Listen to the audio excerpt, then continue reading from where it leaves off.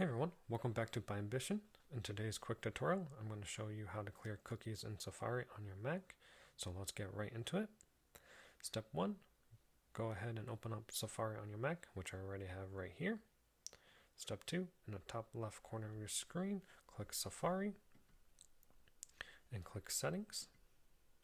If you're on an older Mac OS, it may say Preferences. Step 3, a window will pop up. Click the Privacy tab at the top. Step 4, click the button that says Manage Website Data. This is where Safari stores all your cache files, cookies, and site data.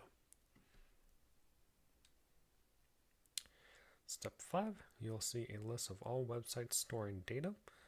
You get two options, Remove and Remove All. Remove clears only the ones you select. Remove All clears all cookies and cache data. For the sake of this video, we're going to go on to click Remove All.